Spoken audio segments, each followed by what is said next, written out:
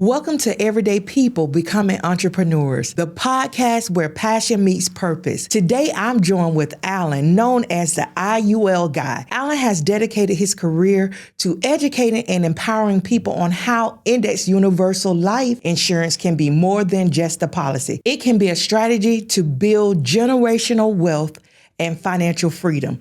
In this episode, we'll uncover Alan's personal why, the journey that brought him here, and the wisdom he has for everyone looking to align their business with a bigger purpose. Let's dive in.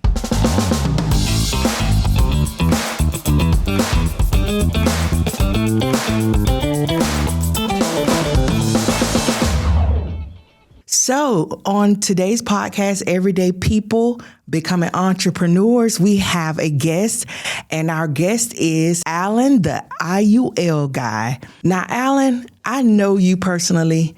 You're like a brother to me.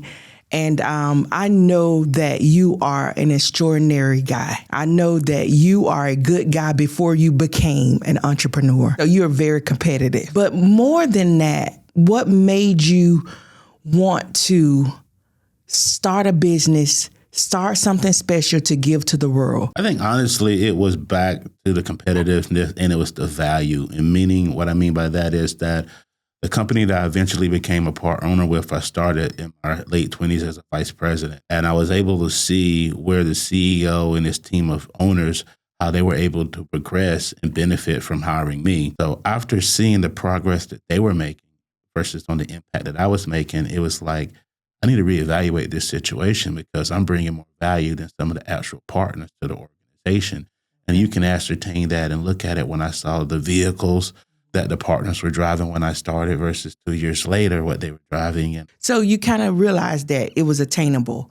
Like the skill set that you had, it was obtainable to accomplish something bigger. Oh, most definitely. When I looked at the team that he had, it was very attainable to me. Luckily for me, I came up in an area that was really built on education. Okay. Education was paramount. Growing up in Raleigh, North Carolina, in the Triangle Park. Education was paramount. Working for EDS and Ross Perot in the mid-'90s, helping solve the Y2K bug on a team of engineers.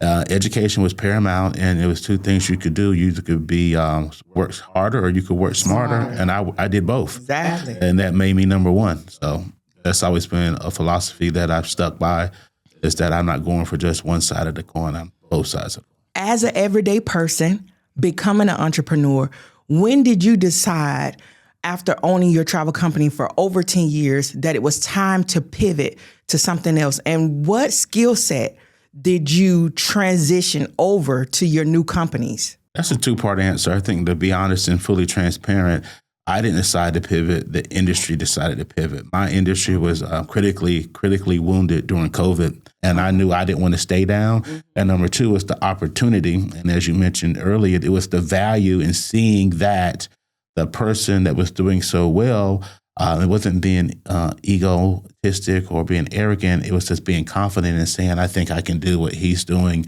and I think I can replicate his success. And luckily in that meeting, in that encounter, we both developed some rapport with one another.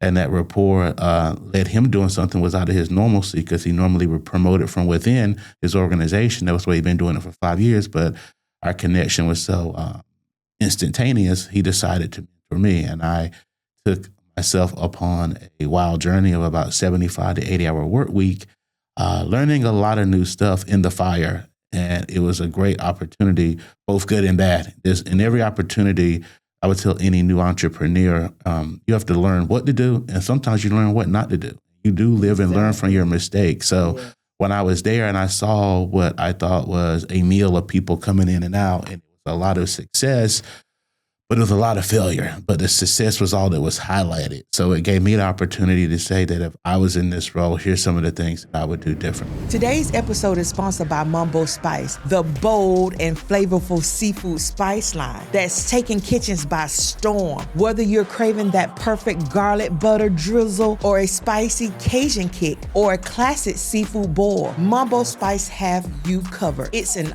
all-natural, no preservatives, and packed with flavor. It's time to turn your meals into a masterpiece. Visit mumblespice.com to shop now and spice up your plate. You did mention that your business was impacted by COVID. And so now you're pivoting, starting your other businesses.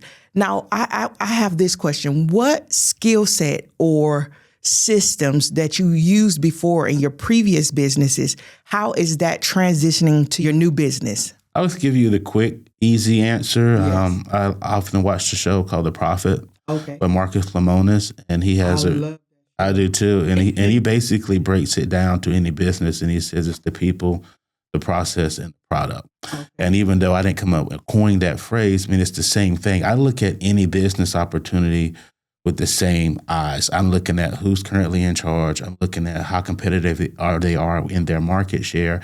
And I'm looking at now, which has changed as I've gotten older, you have to look at where they're at in the technology field. Mm-hmm. Is this organization still doing things 20, 30 years in the past? And that was one of the things that honestly did negatively impact my travel organization. My business partner was trying to operate in a technical capacity with not having a technical background. So we were competing against other websites or competition who had brand new websites, who had apps, who had the things that were current, and we didn't. So you're playing in a game that you're not equally equipped to. So I think to answer your question, I would look at what industry are you trying to get in? And I wouldn't jump blindly into anything. I would do my research, I would do my due diligence, and I would look at the success rate, and I would look at the viability of that market. I think when it comes to being a business person and being an entrepreneur, there is a Mark Zuckerberg. There is this very limited amount of exceptions to the rules. And that's why when I mentioned Bill Gates, there's very few people that you can think about that fit that mold like him or Steve Jobs. And I'm not trying to dissuade you from trying to go for that, but it was for me, I would go for something more replicatable. So you watch shows like the Shark Tank, different business shows on CNBC. They want a proven model that's replicatable. And that makes an investor and or a new entrepreneur, because when you're an entrepreneur, you are an investor. You're investing your time, energy, and mostly your money into the opportunity and the success, and the failure lies directly on you. So for our everyday people, viewers that are watching that are becoming entrepreneurs or that are entrepreneurs, and they have been in a business that's not scaling or is not doing well, what advice would you give them to help them to identify what would be their next steps? I'll answer that with a twofold. First, I'll start with a cliche answer, which is if you're the smartest person in the room, go find another room. Exactly. And I would say if you're an entrepreneur, current or seasoned, and because again, new entrepreneurs face challenges and existing entrepreneurs face challenges. I would say invest in yourself. And I mean by investing in yourself is knowledge. So no matter who you are and what you know, there's an opportunity. This day it's become easier with online coaches, mentorship programs, seminars, business conferences. I would say invest into yourself, because you can't solve the problem only by yourself. And again, the reason I would say to do that, because there's always somebody out there who's been where you're at.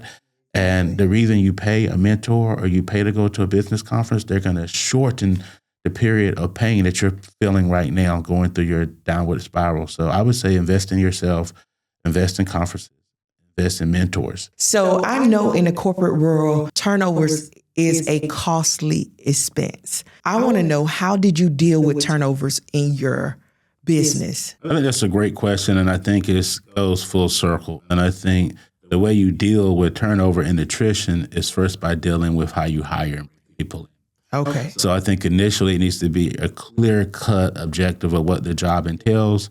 And you need to have a team of people that can really look and try to identify the best people for the job. So that's going to be the first thing you do, try to find the best people. Secondly, from there, then you need to run a culture. Mm-hmm. People follow people. They don't follow companies. So when you're an employee and you wake up and you kind of don't feel okay, but you know Roger is up for a promotion and your team is behind on a delivery, you get in the car and go to work for Roger.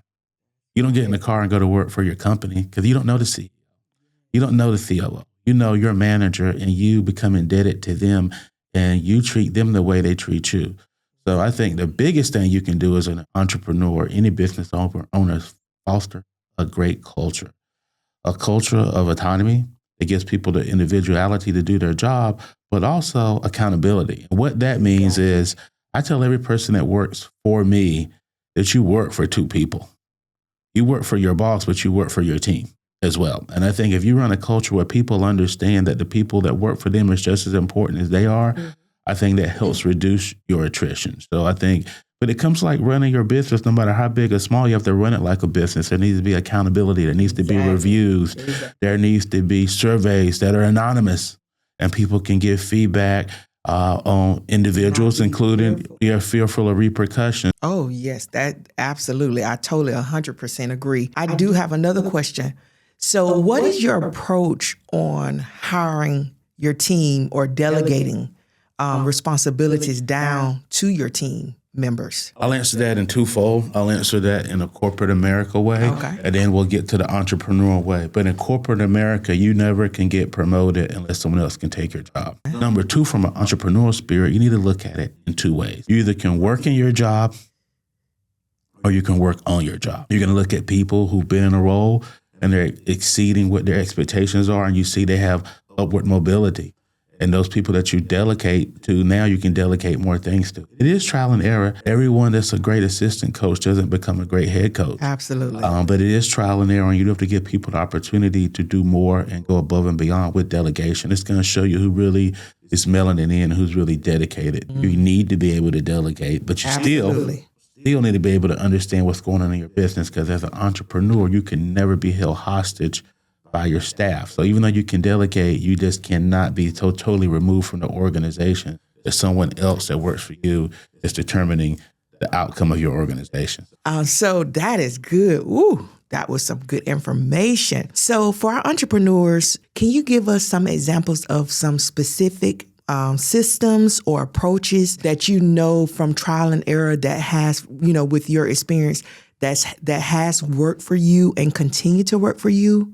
You can't be the guy who wants to do it the way your granddaddy did it and the way your dad did it, and you only want to promote in the local newspaper. No one's buying newspapers anymore. No one's even watching newspapers online right now. There's vehicles and there's things that are in place. And if you really want to stay current, then you have to be current. I would tell any brand new entrepreneur, me personally, is look at your life, look at your schedule, look how much TV you watch, cut it in half, and take that time that you're spending on watching television and put that time into education. So one thing I do realize is, you mentioned staying ahead of the curve. Listen, I can say this. I'm honestly guilty for being one of those people that has said in the past, well, I'm this way. And what I realized is I was being left behind. I realized that you cannot continue to say you are this way and become successful in a business, because you have to be, like you mentioned, you have to be ahead of the curve. I actually want to ask one more question. We're going to close it out with this, because I know my everyday entrepreneurs experience this one thing. When you're just starting your own business and you're in maybe first or second phase, your surrounding circle, whether it be your friends, your family, they usually start to think that you have all of this money. They come, oh, can I borrow this? Can I have this? What advice do you give a brand new entrepreneur when people are under the impression that you've made it, that you got it going on, you're doing it? What advice would you give them on how to deal with the people that are close to them, their family and friends? They let people specialize in what they need. And if they need money, they need to go to a place that loans money. If they need financial advice, they can contact a financial advisor like myself. They need mentoring or tutoring, they need to find a good mentor or tutor. And or if they need their lawn done, they need to call a lawn care company. Well, you heard it here. Boop. And everyday people becoming entrepreneurs. Nothing can come behind that. Thank you for being my guest. I appreciate it. Thank you. What an impactful conversation with Alan, the IUL guy. He showed us that when you understand your why, you don't just sell a product, you build a legacy. His story is proof that entrepreneurs become powerful when it's rooted in service and purpose. If this episode inspired you, be sure to share it with someone who needs clarity on their own why, and subscribe so you never miss the stories from everyday people becoming entrepreneurs. Until next time, remember, your why is the fuel that drives your future.